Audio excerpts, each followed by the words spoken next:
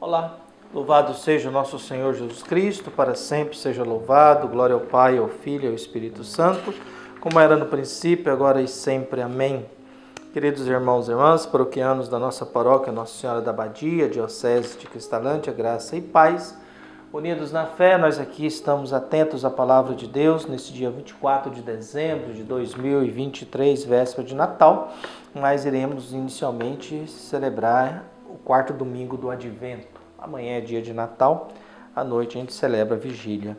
Então peçamos a Deus que abençoe a todos nós nesse dia aqui na nossa Lagoa da Confusão, na sua paróquia Nossa Senhora da Abadia, Diocese de Cristalândia. Vamos ouvir o Evangelho de Lucas, capítulo 1, versículos de 26 a 38. O Senhor esteja convosco, Ele está no meio de nós. Proclamação do Evangelho de Jesus Cristo segundo Lucas. Glória a vós, Senhor. Naquele tempo, o anjo Gabriel foi enviado por Deus a uma cidade da Galileia, chamada Nazaré, a uma virgem prometida em casamento a um homem chamado José. Ele era descendente de Davi e o nome da virgem era Maria. O anjo entrou onde ela estava e disse: Alegra-te, cheia de graça, o Senhor está contigo. Maria ficou perturbada com essas palavras e começou a pensar qual seria o significado da saudação. O anjo então disse-lhe: Não tenhas medo, Maria, porque encontrastes graças diante de Deus. Eis que conceberás e darás à luz um filho, a quem porás o nome de Jesus. Ele será grande, será chamado Filho do Altíssimo, e o Senhor Deus lhe dará o trono de seu pai Davi. Ele reinará para sempre sobre os descendentes de Jacó, e o seu reino não terá fim.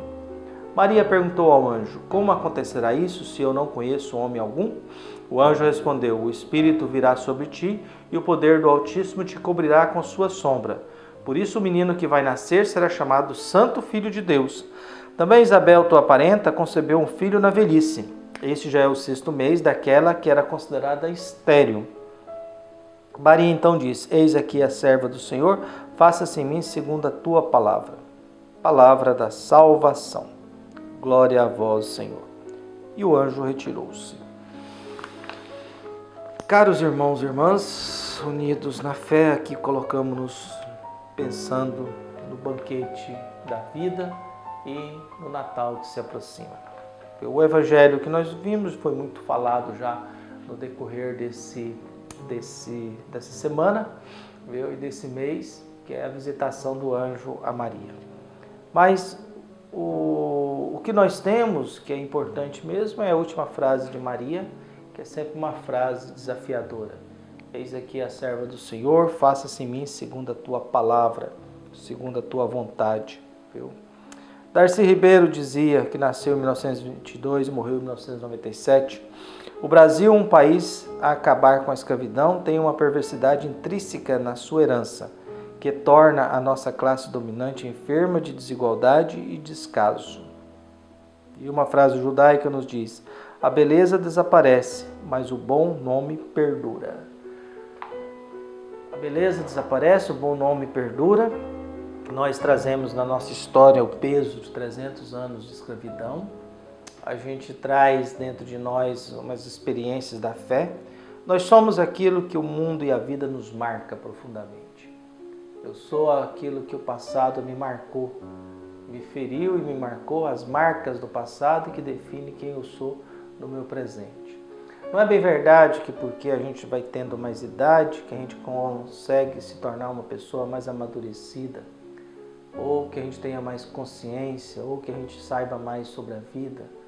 Não é verdade que a gente, com o passar do tempo, vamos nos tornando mais sábios. A sabedoria é sempre colocar um sabor diferente no ato de viver, mas nem sempre a gente consegue isso.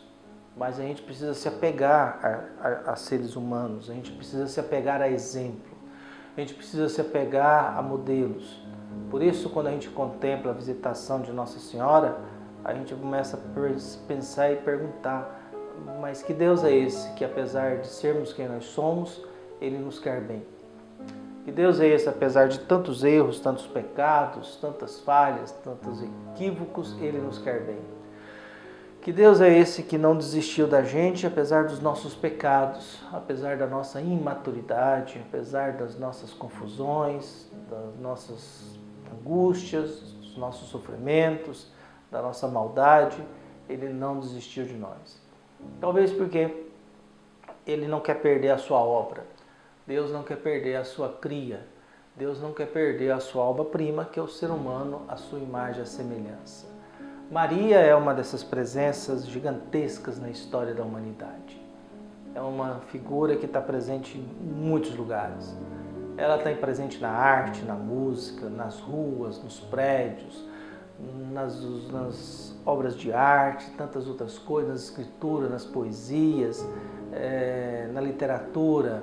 Maria é uma figura de um ser humano que Deus escolheu, que se tornou a mãe de Jesus. É o ser vivo que viu Jesus nascer e viu Jesus morrer. Então não tem ninguém que conhece Jesus mais do que a própria mãe. Apesar que para Maria era muito difícil ela entender, porque nenhuma mãe quer que o filho seja maior do que ela, porque aí ela perde a capacidade do cuidado. Mas Jesus é maior do que Maria. E essa é uma dificuldade na vida dela de entender isso, de compreender isso. Mas é alguém que tem fé, é alguém que acredita e não desiste com facilidade. E nós buscamos isso, a gente também buscamos, através da nossa fé, não desistir com facilidade. Apesar do cansaço que a gente tem, apesar das inseguranças, incertezas, dos medos, a gente não desiste. Por isso, Deus vai dando um jeitinho de nos ajudar cada vez mais. Deus vai nos iluminando, nos abençoando, nos protegendo, nos fortalecendo na fé, viu? E Deus vai, na medida do possível, se aproximando de cada um de nós. Hoje Ele se aproxima de Maria e Maria responde. Maria é essa que nos ensina a prestar atenção na visita de Deus. É essa que está atenta e nos ensina a prestar atenção que Deus nos quer bem. E nos convida a uma alegria, que nos diz e pede que a gente tenha uma frase da vida. Eis aqui a serva do Senhor, faça a mim segundo a tua palavra. E o anjo retirou-se, que vai ajudar quem precisa. O povo de Deus arranca uma força gigantesca da pessoa de Maria. Você vai nesses grandes santuários marianos, eles arrancam uma força gigantesca, principalmente o povo mais simples. O tercinho na mão é uma força gigantesca que as pessoas tiram de si para se alimentar da fé, para sustentar a sua devoção, para sustentar a sua oração, para não desistir diante do peso de estar nesse mundo, da beleza e da dor de existir, da confusão de construir uma história e viver uma vida. Por isso, cabe a cada um de nós, nesse tempinho na véspera do Natal, a gente abrir o nosso coração, os nossos olhos, a nossa consciência. A gente vai contemplar uma coisa simples. A gente vai contemplar um presépio humilde. A gente vai contemplar uma coisa sem muita beleza. Claro que alguns fazem uma coisa muito... Mas o presépio real, ele é muito simples. É uma gruta, é um coxo, né, que chama de manjedoura. É um pai, uma mãe, uma criança recém-nascida. E ali nós temos a Sagrada Família. Viu? E mergulhados nessa Sagrada Família, é que nós vamos olhando também para a nossa família, para as pessoas com quem convivemos, para que, iluminados pela fé, fortalecidos na oração, a gente possa agradecer a Deus pela visita, agradecer a Deus pela coragem que Ele tem de assumir a nossa condição. Afinal, no Natal, Deus diminui, Deus fica menor, menos poderoso, menos onipotente, menos onisciente, menos onipresente. Então Deus vai se tornando muito próximo a nós, menos no pecado, mas em comunhão com o sofrimento, com as nossas dificuldades humanas.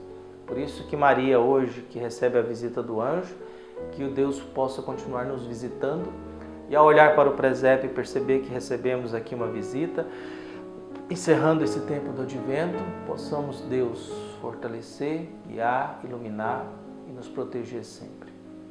Para que a gente, todas as vezes que a gente olhar um presépio, todas as vezes que a gente olhar a cruz, a gente possa encontrar ali um alimento para enfrentar a vida, continuar construindo uma história. História essa que seja abençoada e aprovada por Deus. Um abraço e até mais.